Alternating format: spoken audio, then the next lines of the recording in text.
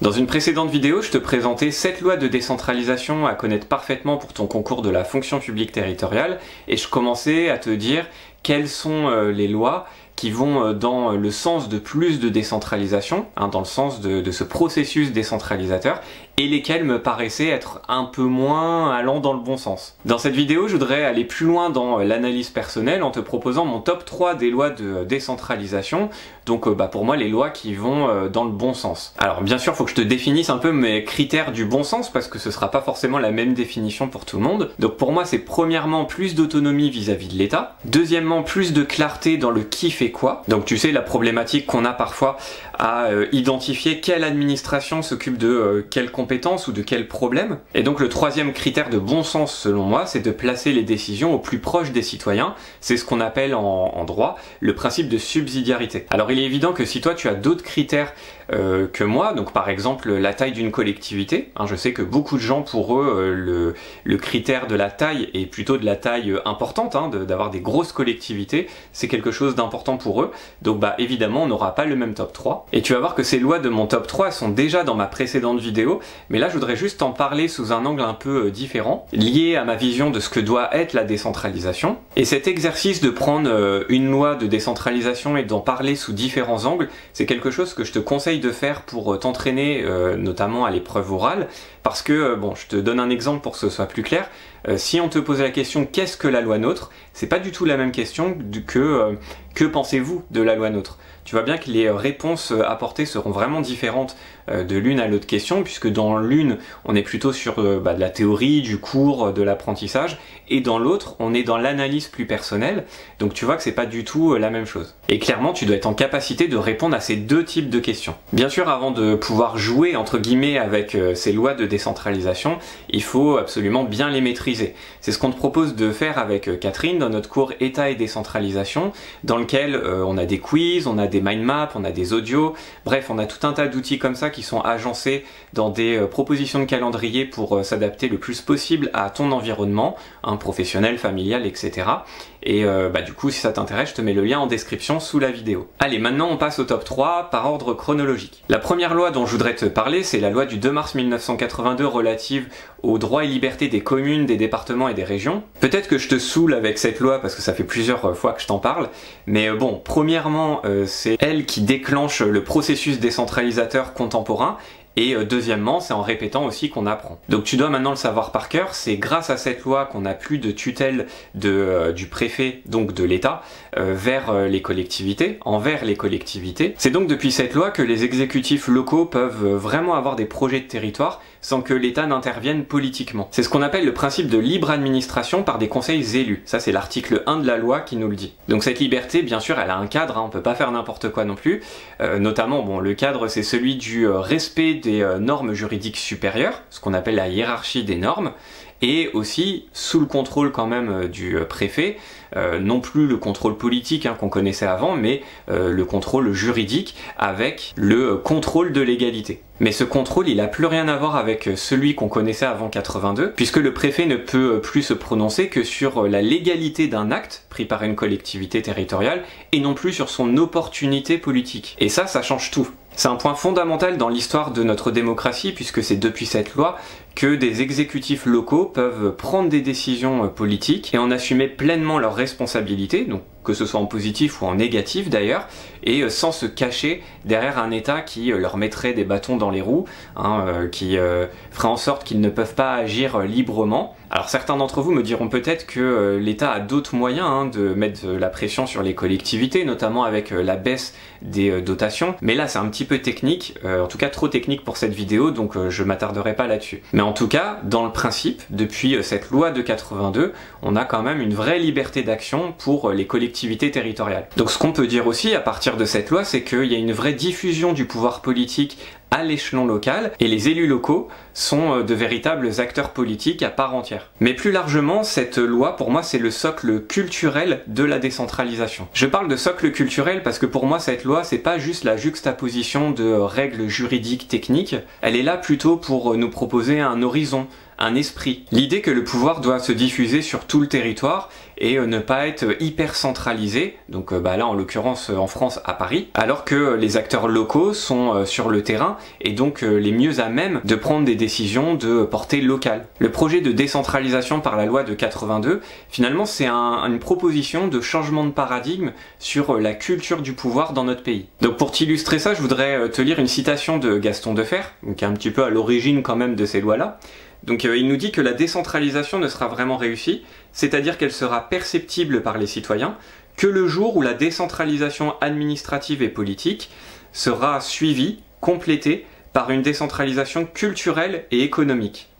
Donc cette citation de Gaston Defferre, pour moi, elle est importante, parce qu'on voit bien que ça va au-delà, tout ce projet de décentralisation, ça va au-delà de simplement une organisation administrative. Alors cette phrase, on peut l'interpréter de plein de façons différentes, d'ailleurs il y a de quoi en faire une vidéo entière, mais rapidement, moi je l'analyse comme ça. Premièrement, la réussite de la décentralisation, elle se mesure à la perception que les citoyens en ont. Du coup, elle doit être guidée par une profonde volonté de démocratie et de clarté. Ça c'est quelque chose, je t'en parle souvent dans mes vidéos, et ça provient pas de mon chapeau, ça provient des sources, de la source même, on va dire, de la décentralisation à la française depuis 82. Et deuxièmement, cette décentralisation administrative, elle est là aussi pour insuffler un vent décentralisateur dans les mentalités. Donc dans les mentalités des personnels politiques et des personnels administratifs. En fait, et bon, d'ailleurs surtout politique.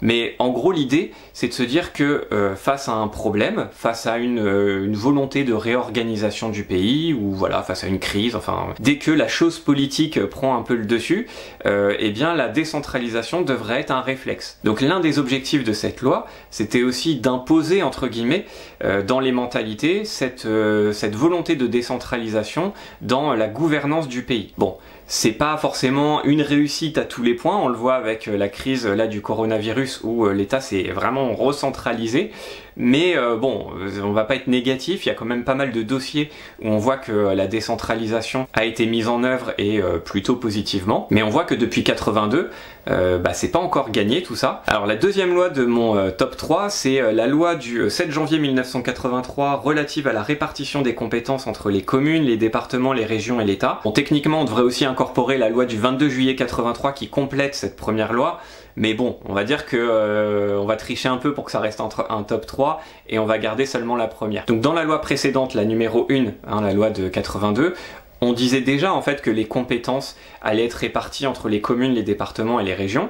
On l'annonçait en fait, mais c'est à travers cette loi de 1983 qu'on passe au concret et qu'on pose vraiment les premières pierres de l'édifice décentralisateur. Alors ces fondations, elles passent par le transfert massif de compétences de l'État vers les collectivités territoriales. L'État ne décide plus de tout parce qu'on considère qu'il n'est pas le plus compétent pour décider de choses très locales sur le territoire. C'est plus forcément l'échelon le plus pertinent pour prendre des décisions au plus proche du terrain. Mais ce transfert de compétences, il concerne pas toutes les compétences de l'État, notamment ce qu'on appelle les compétences régaliennes, donc police, justice notamment.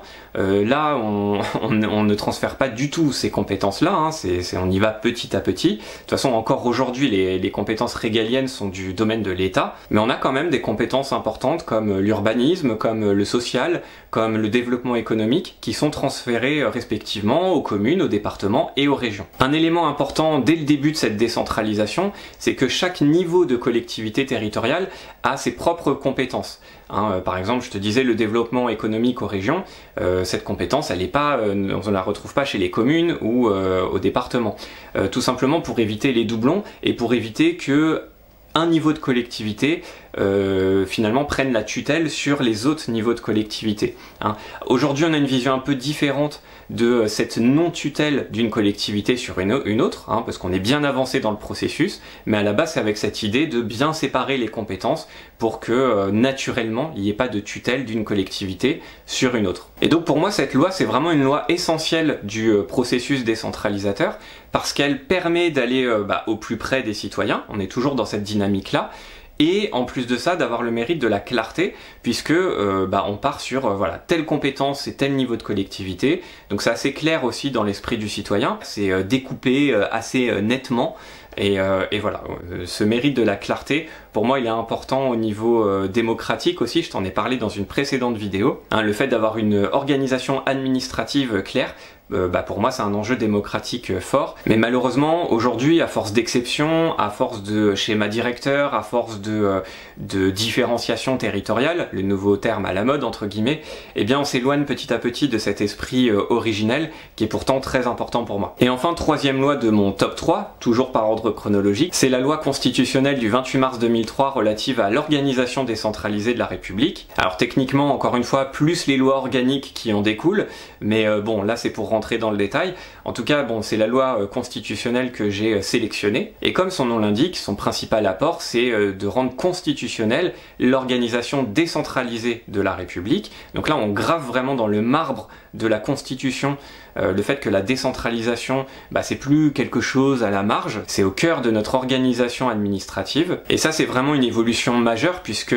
on ancre dans le passé, dans le présent mais aussi dans le futur cette décentralisation. Alors oui, on peut toujours faire une autre loi constitutionnelle qui annule tout ça, mais c'est quand même bien compliqué, bien plus en tout cas qu'une simple loi, donc voilà, c'est quand même une nouvelle étape. Et puis il y a d'autres changements majeurs à apporter dans cette loi constitutionnelle, alors je vais pas tous les lister, mais je vais te parler de deux changements pour moi majeurs. D'abord pour moi, il y a un nouvel élan pour la démocratie locale directe. Alors des choses existaient déjà auparavant, avec notamment la loi du 6 février 92, ou celle du 27 février 2002. Mais là je trouve qu'on passe une étape supplémentaire avec l'inscription dans la Constitution du droit de pétition, du référendum local et de la consultation des électeurs. Et bien qu'encore peu utilisés, ces outils pour moi, ils ont le mérite de rapprocher les élus locaux de leurs citoyens, sur notamment quand ils s'interrogent sur des questions essentielles à mes yeux, comme un projet de fusion de communes, ou comme un projet de création d'un aéroport, ou encore d'armement de la police municipale. Bref, tout ce qui concerne des enjeux locaux forts. Et dans une époque où on parle beaucoup de défiance vis-à-vis du politique, moi je trouve que l'utilisation plus grande de ces outils, ce serait un bon signal à envoyer à la population, qui se sentirait un peu plus investie, et en tout cas un peu plus en contrôle de ce qui se passe sur leur territoire tout simplement. Et cette démocratie un peu plus directe, elle permettrait quand même aussi de combler le fossé qu'il y a entre le personnel politique et les citoyens, contrairement à l'État qui lui est dans un modèle de plus en plus représentatif, pur, avec très peu quand même de côté direct ou semi-direct, puisque les référendums se font bien rares quand même en ces temps. Ensuite, le deuxième apport technique, on va dire important, de cette loi constitutionnelle, c'est l'autonomie financière des collectivités. L'article 72.2 de la Constitution nous dit beaucoup de choses sur cette autonomie financière, notamment que les collectivités peuvent disposer librement de leurs ressources, alors bon, bien sûr dans le cadre de la loi, mais quand même, qu'elles peuvent fixer l'assiette et le taux de certains impôts, que pour tout transfert de compétences, il doit avoir en face les ressources qui vont avec, les moyens qui vont avec, et que les ressources propres et les recettes fiscales doivent représenter une part déterminante de l'ensemble de leurs ressources. Bon, ça c'est la loi organique de 2004 qui fixe un peu plus les règles du jeu, notamment en se basant sur les chiffres de 2003, avec par exemple pour les communes, cette part déterminante c'est environ 60%, et je trouve que dans cette période actuelle où on a un État qui a de plus en plus de tentations de recentralisation, et notamment ça passe aussi par le financement, avec tu sais, la suppression de la taxe d'habitation par exemple, qui est un gros coup dur quand même pour les collectivités, pour aller dans ce sens de l'autonomie financière. Et bien je trouve que cet article 72.2 de la Constitution, c'est quand même un garde-fou pour pas qu'on arrive à une situation invivable pour les collectivités qui serait que, à force de mesures comme celle-ci, suppression de la taxe d'habitation, etc., on aboutirait à, en fait, finalement, les ressources financières des collectivités, ce serait seulement des dotations de l'État. Bon, ça c'est un extrême, on n'est pas prêt d'y arriver, et justement, on n'est pas prêt d'y arriver aussi par rapport à cet article 72.2 de la Constitution, qui certes n'est pas très précis, quand on dit part déterminante, bon, Voilà, c'est pas très précis.